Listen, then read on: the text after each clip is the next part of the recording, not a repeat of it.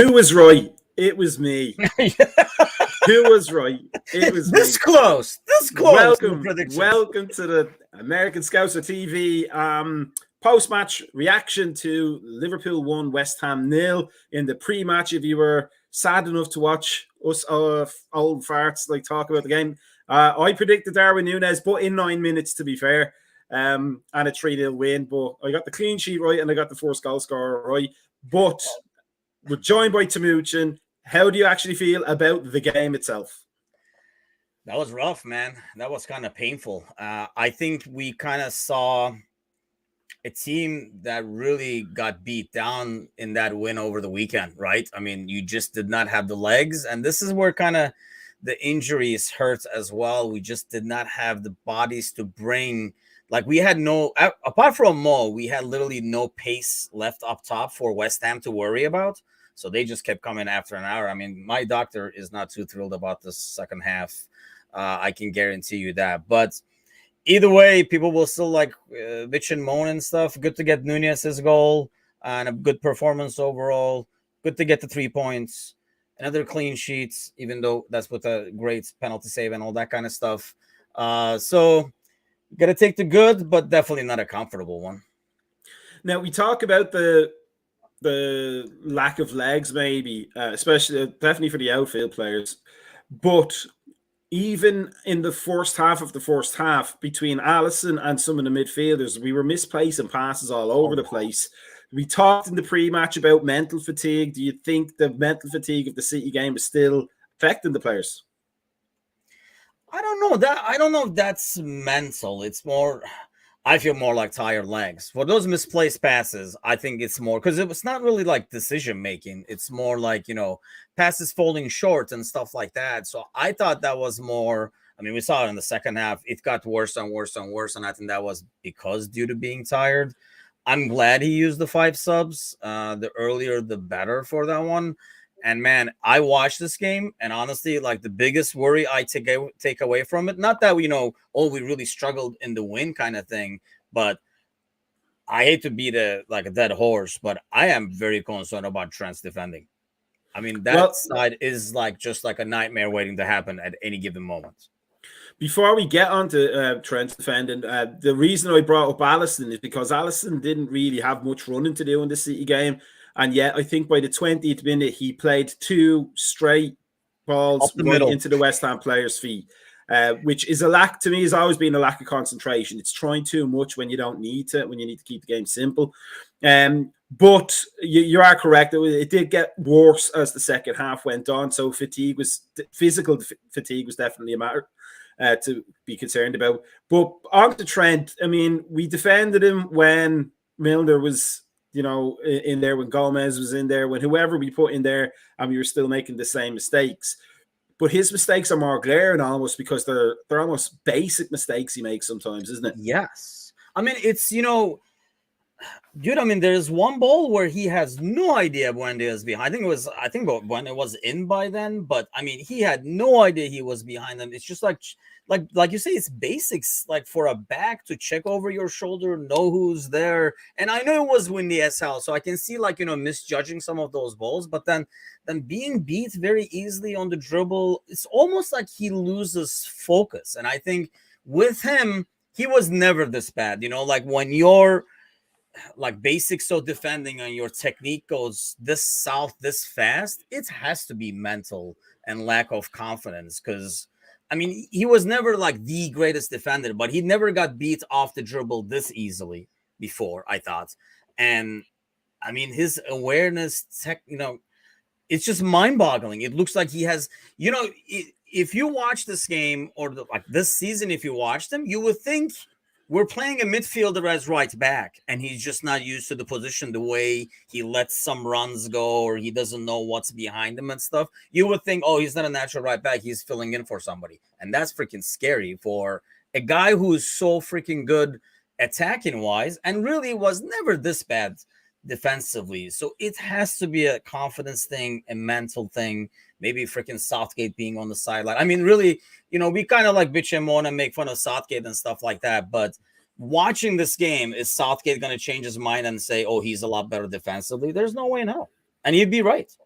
Well, on top of all of that, it seems I think you might be right in terms of confidence, but also maybe a bit of confusion because his role seemed to change during the game from the traditional fullback spot that that we were hoping he would go back to sometime in the early second half he start tucking back into the midfield all over again like he did at the start of the season. Yeah.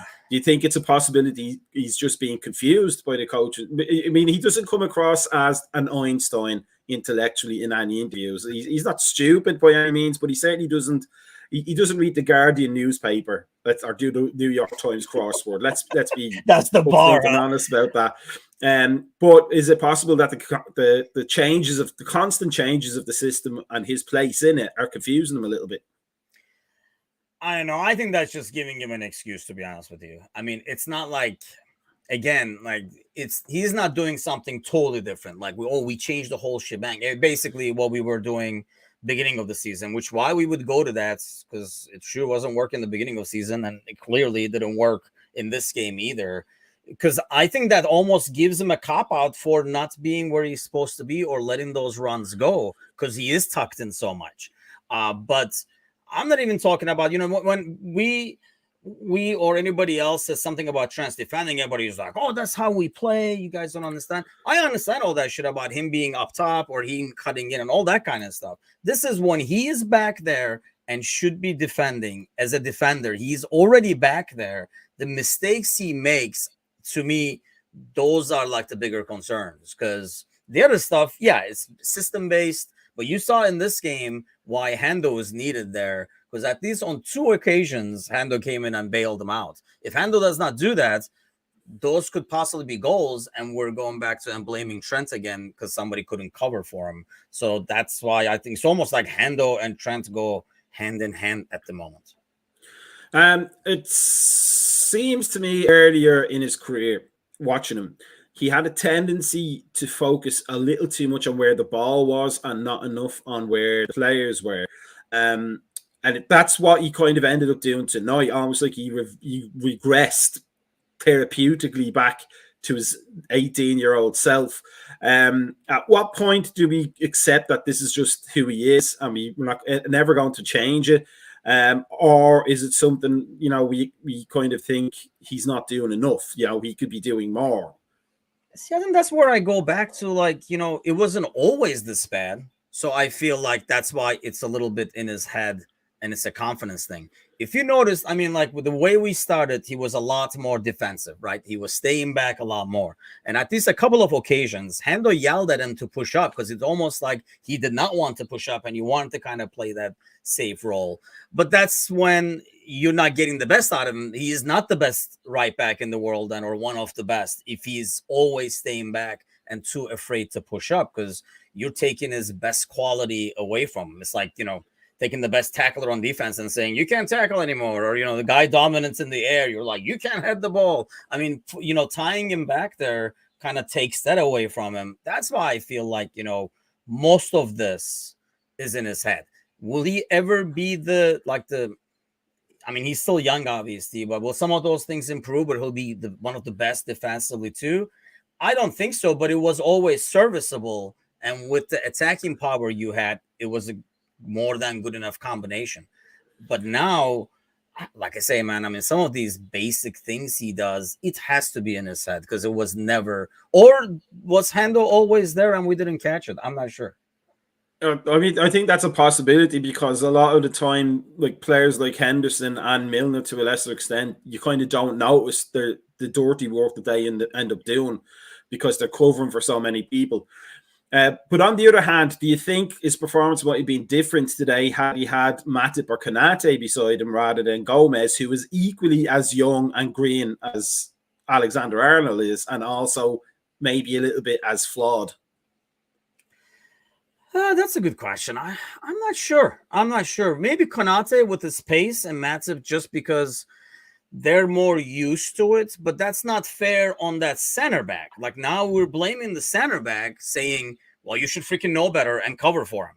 You know what I mean? Like they have to almost do their job and then do it slightly a bit more to the right at the same time, knowing they got to cover that. I don't think that's fair on the center back.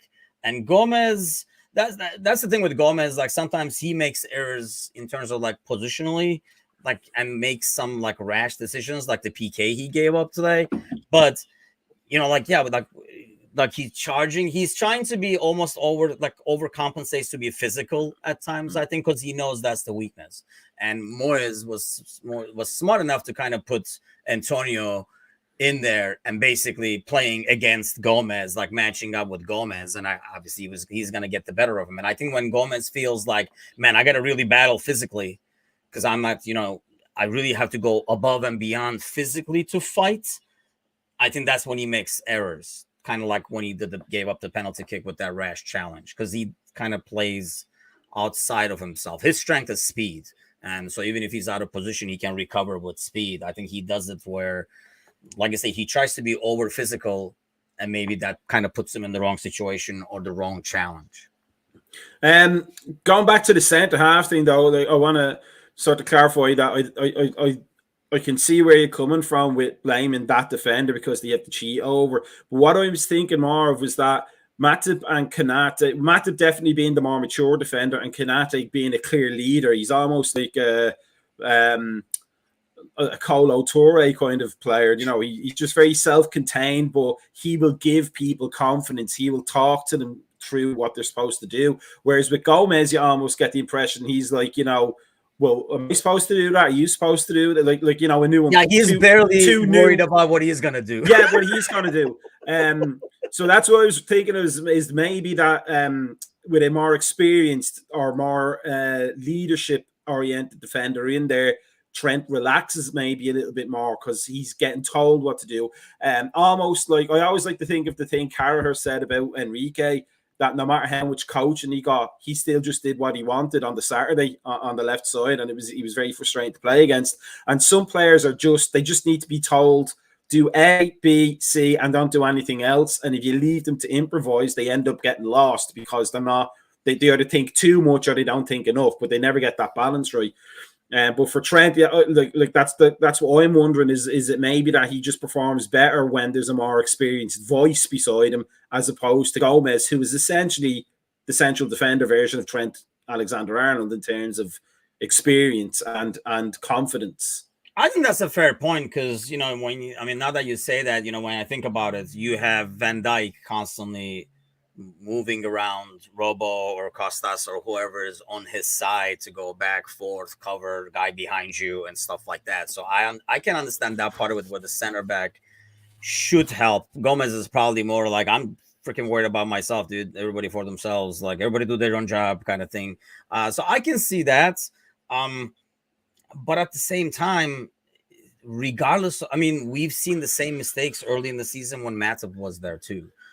I just feel like a lot of these are just mental. It's almost like the more he pays attention to it and knows like, I got to really focus on defense. He loses focus because he keeps repeating that to himself or something. He just like loses his position and stuff. There were a couple of times where he gets, I think what you mentioned earlier is a good observation, where it's like he gets caught ball watching. So like when his guy gets the ball, drops it. So the midfield, like he kind of steps, he sees our midfielder closing that guy down, and then he just stays there where his guy like now makes a run and now he's behind the play by like, and it's Premier League, half a second is a lot. Even if you're half a second behind, by the time you're like, oh shit, yeah, my guy, well, it's too late. The guy is gone. So I think he does a lot of that where he gets caught ball watching. And yeah, that happened in the past. But what you're talking about earlier, not checking over your shoulder and letting those runs constantly go. And, I hate to kind of like pick on that and talk a lot about this after a win, but it has to be a concern. I was putting on the Discord that, it's on the 60th minute. And I was like, man, I never thought I'd say this, but I think I would rather have Milner right now as right back just because we were defending so much and we were trying to, like fend them off. And I didn't feel comfortable Trent doing that. I'd rather have Milner doing that because, like you're saying, it goes to the experience where Milner might not have the speed, but he knows his freaking speed, so he plays accordingly. So, keeping on that right side, I felt that Salah was, to be harsh, not giving his value for money. I thought he was a bit busy. but not what you would expect from the highest paid player at your club in terms of output. He had 2 shots on target. Nunes had 3, but he just looked more effective, I thought. We talked about this on the Thursday Night podcast. Is there a problem with Salah where now that he has all the money, or maybe now that the World Cup is coming up, and he's thinking about his international career in general, because he's not getting any younger and he wants to play as many tournaments. He's not going, is he? I don't know, but in terms of tournaments coming up, because he's 31 now, 30. Oh, I see what you're saying. Yeah, do you know what I mean? Like, it's always like every tournament that comes up, whether it's the African nations or whether it's a World Cup, that could be his last. Do you think maybe he's kind of getting, I want to say the phrase because it doesn't make any sense for him, it makes a lot of sense for me, fat and happy at this point, because he's not the hungry Salah that we are used to. And it's almost like he's a yard slower on top of that as well. I think that's a bit harsh on him, personally. I think it's because of where he plays. You can kind of, like, when he plays central or closer to the middle, he's a lot more effective. I mean, we've kind of like thrown him out there, and that's why you look at his like chances created, it's really up there. But he's not near the goal. So he's it's almost like we figured we got Nunez. Why don't we take Mo, put him by the sideline? This way, 2 guys will just have to watch Mo, which gives more space to, Nunez or whoever is playing right behind him. But I don't know if that's right, because you don't pay a lot of money to take 2 guys to the sideline. I mean, he should be more in front of goal. I think when we moved him central in the second half, now he had like 0 support, and he's not that kind of a forward either. He's not like, like you could have done that with Nunez at the end of the game, where you just left him up top, and then when we clear it, he uses his speed and physicality to get there. But that's not how Mo is. Mo still needs that little bit of that interplay to get, it uses agility. I think that's a bit of a harsh on Mo in terms of like putting it to his mindset. I really think it's because of our tactics. We are not using him very well. And in the second half, he really had, especially after the last batch of substitutions, I was like, who is he going to play with? Because it almost felt like we were playing like we were pretty much doing a 4-5-1. Yeah. And the 1 was like way out there by himself. I don't think he's a 1 in a 4-5-1.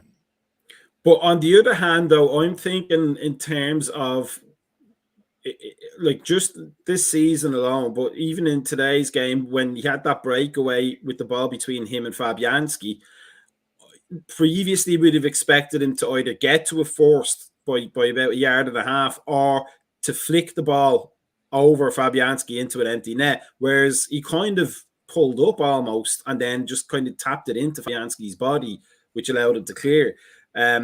To me, it almost seems like he has lost pace, and he seems to realize he's lost pace, and he's trying to change his game a little bit sometimes, because he's not as dynamic as he would have been.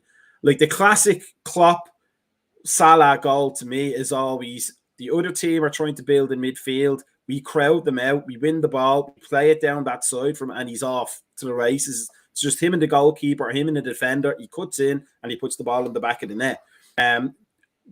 You are correct, certainly in the early stage of the season, making him an actual winger.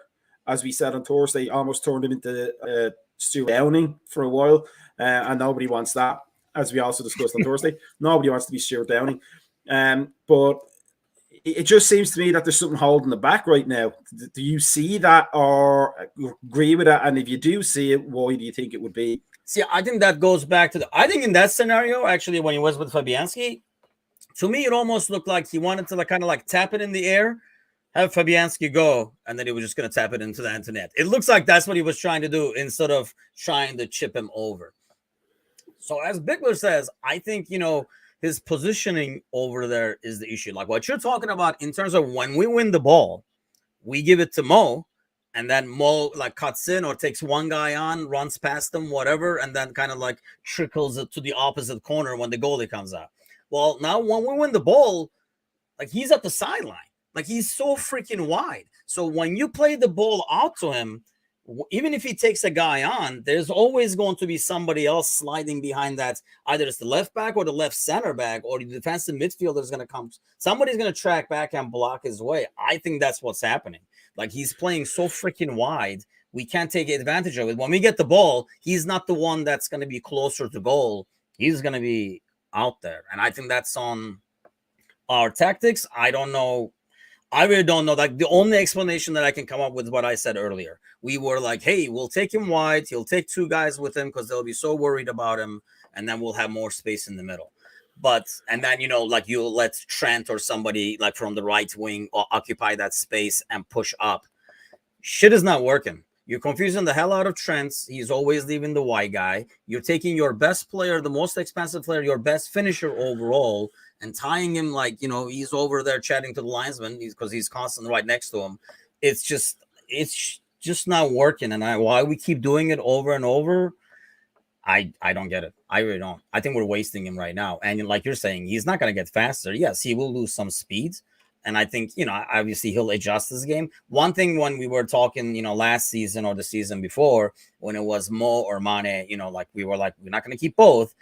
I always went with Mo because I think Mo's interplay and creativity and movements will keep going and he'll be effective even as he loses that pace. Whereas I always felt Mane's game is more on his speed and agility. So once those go down, I figured he would not be as effective, whereas Mo still can be. And look at chances created. He still is effective, but I think we're just kind of like punishing him. And he is doing a lot of off the ball work because he's playing out wide too. So that could be another reason when he does get the ball, now he does not have the full energy to be able to do whatever. Because he's old.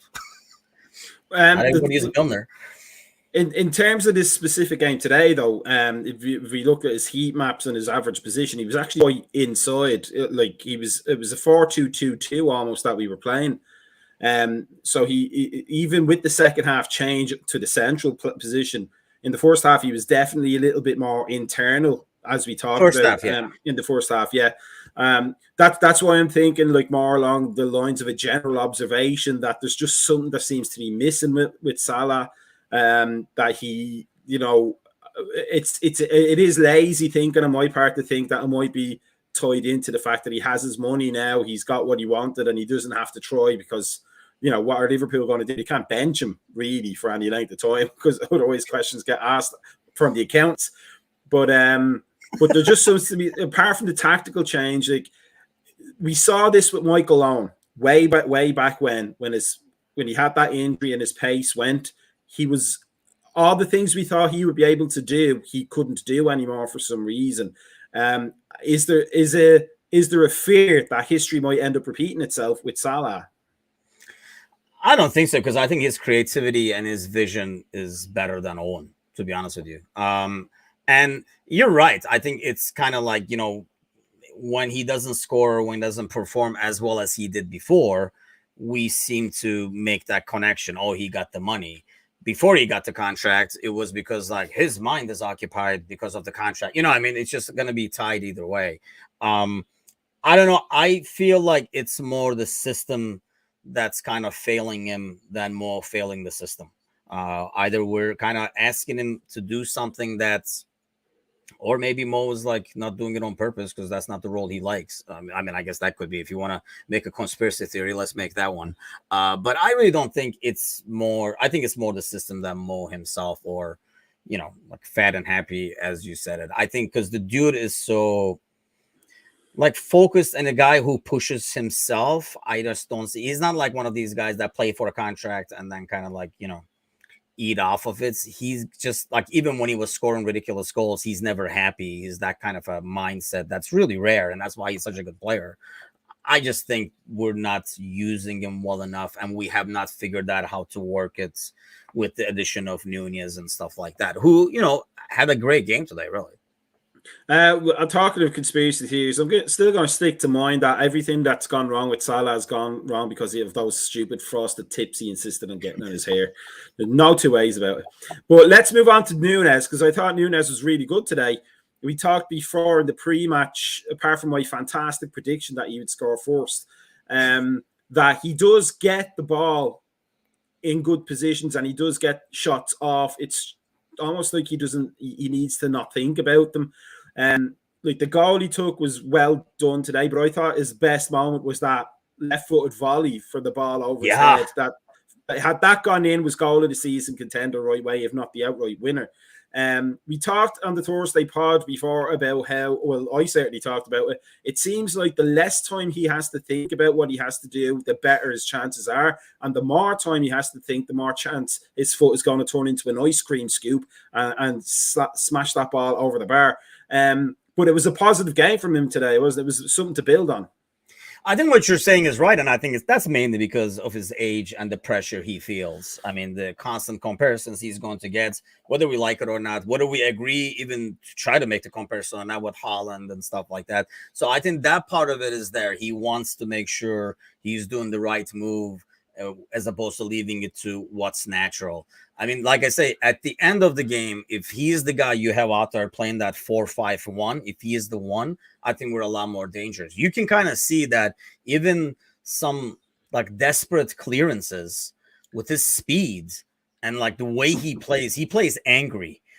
So the way he plays, even those like some desperate clearances, he kind of like turns it into our possession. Like he's more like that typical like center forward kind of a guy. And I mean, you saw his heading ability and he gets into these situations. You know, if we're talking about a forward missing stuff, I think you also have to talk about the forward getting into those situations because that's half the battle.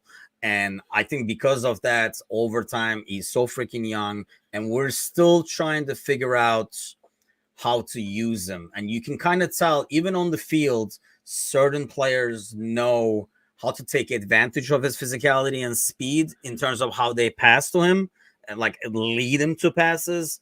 Because he's not a guy that really wants the ball to feet as much as like somebody like Mo at times does, because he wants to, you know, like use your body to beat you and stuff like that. But I thought he had a great game. I think it's very promising.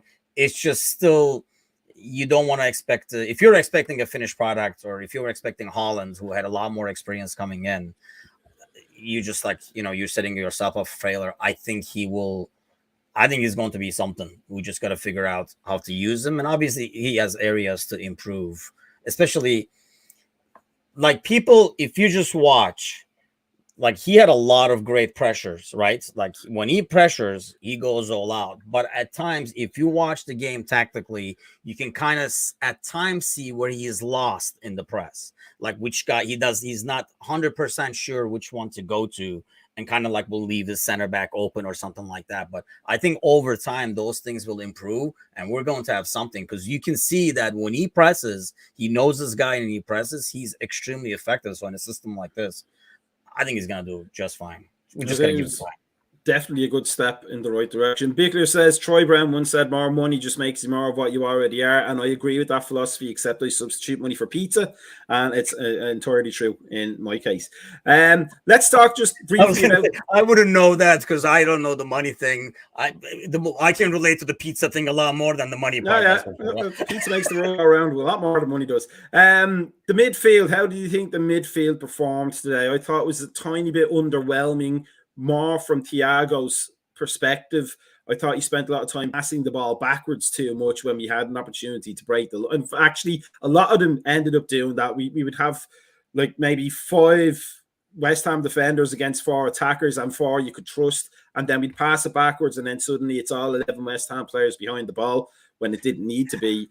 Do you think we saw a resurgence of our midfield creativity problems today, or was the midfield really properly built for the kind of game we were up against? I think it was just tired legs. You can see like some of the passing that Thiago does. I mean, when he has the ball, that's when you almost like anticipate something happening, like finding like somebody open being found.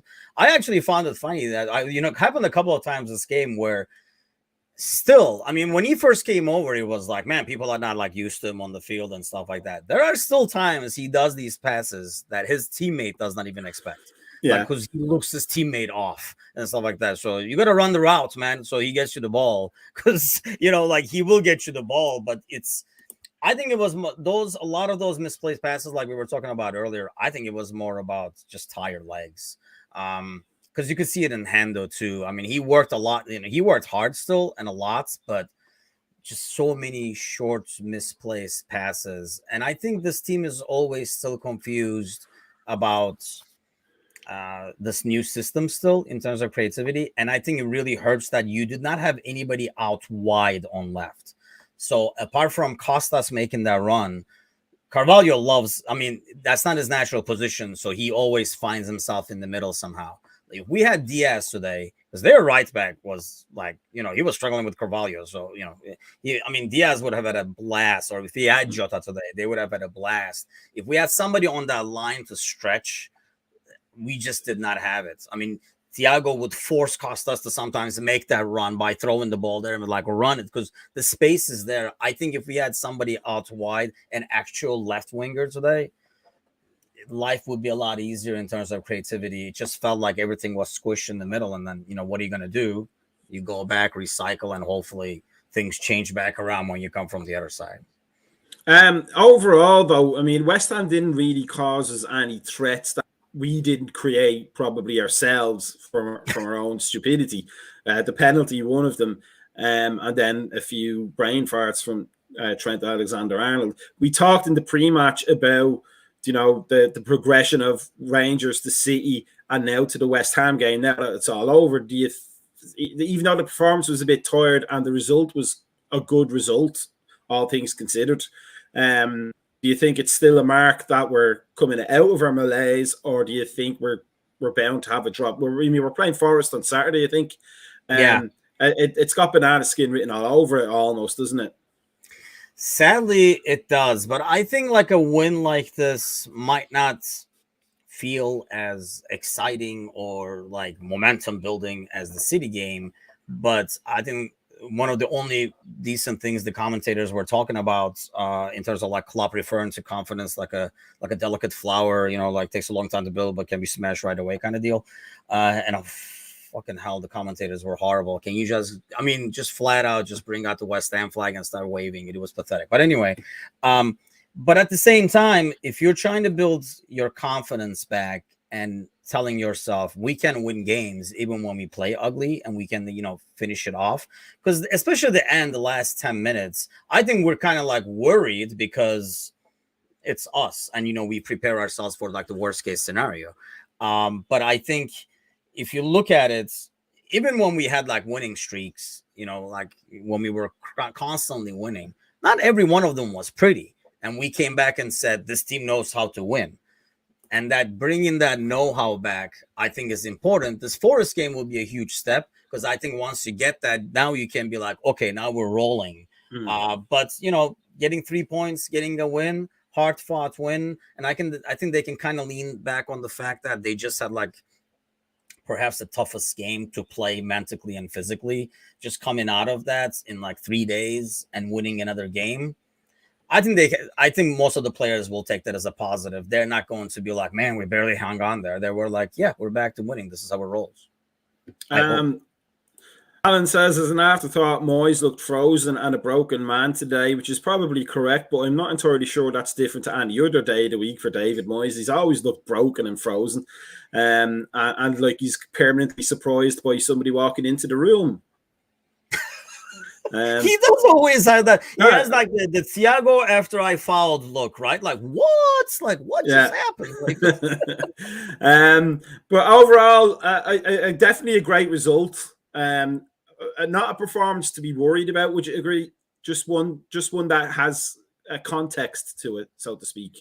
Like I say, the only takeaway I had in terms of a concern moving forward, and I mean, aside from the fact that we will miss Diaz and Jota. We have to I think Robertson being on that left-hand side helps, which I would think he would start against like Forest. My only concern after the game, once that relief is there with the final whistle, is this right-hand side is going to keep constantly being a problem. And I don't know when it's going to get resolved, because benching him is not a good answer. I just don't know what's going to take to. It's almost like maybe he needs like those games where he has a couple of assists and stuff like that, so his mind is in a much better place so he can focus more. I don't know. That was probably the only concern. Otherwise, there are going to be games like this where you hang on for dear life, and 3 points is 3 points. Well, Alan asked earlier on in the comments about, which we didn't show, but about whether clubs have psychological trainers. And, obviously that right side is going to be an issue, as you say, until we fix it. And we need somebody possibly to come in and fix. And there's probably, to my mind, only one man available who could probably... when you talk about defensive work... Tell our defenders how to defend and how to stay positive in all things. If you could just get Brendan and just get Liverpool together, we could make things happen. Again, the return of the prodigal son. But yes, on to Forest this weekend, and it should be a good game. It's an away game, so maybe something to focus the mind a bit, not having the Anfield crowd, who were superb tonight, I thought, in terms of support for some of the quiet parts, to be fair, of the game. I think even the fans were tired from Sunday, so that tells you a lot. Even the microphones were tired. Probably it was such an intense atmosphere. But yeah, definitely not three league wins, but 3 wins on the trot is always a good sign. Always something to get us going. Any team, and then let's get past the weekend and see where we're at, because I think I saw a stat today. We've played 7 of the top 9 teams already this season. Yes, schedule-wise, I think it's looking a lot better moving forward. But like we were talking before the game, there's really no easy game. It's just there's no easy game, but mentally not having to be 110% switched on for every game is probably going to be a little bit helpful. I believe I saw good results today too, by the way. I mean, Chelsea losing points, United beat Spurs, which kind of works as much as I would have used a draw as well, I guess. But if anybody was going to win that game, you probably don't want Spurs winning. I mean, before you know it, with the game in hands, we're right there. And people were like, "Oh, are we even going to go to Europe next year and stuff?" It was too early of a panic, and let's hope they're on this roll now to keep going. And then Alan's just informed us that Everton have a hat trick as of today. They've lost 3 successive games in the EPL. Frank doing his magic. Cannot stand that guy. Down to 15th, by the way. They're down to 15th, only 2 points clear of the mighty Wolves, who we say they're in trouble. So it's like, it's something for Brendan to aim for. So we have the Forest game. We have that nice little statistic of playing 7 of the top 9 teams I found on our Discord channel, which everybody should be signing up to. Every American Scouser Liverpool fan should be on that. And we will have the Thursday night podcast tomorrow, where we will talk more in depth. And by that, I mean people will have to decipher what me and Jamie are actually saying with our accents. Get the Irish to English live dictionaries and everything in between. Temujin, it was great to talk to you as always. A fantastic game to talk about. Just not so much for the content of the game, but for what it might mean going forward. Yeah. And we have the morning show tomorrow morning. Yes, sir. I think Trevor and should be joined by Alex as well. Fantastic stuff. We have a like button and a subscribe button. Make sure you smash them, pound them, throw them out the window, whatever you got to do to make sure you get the notifications for when we have content, because our content is always fantastic. And if you disagree with that, we're sending Brendan Rodgers around to your house to motivate you. But that's it for the post-match reaction. Liverpool 1, West Ham 0. Happy days are still with us. And we will see you tomorrow for the podcast and for the morning coffee, and the weekend somehow, somewhere, for the Forest game. Peace out. Take care, everybody.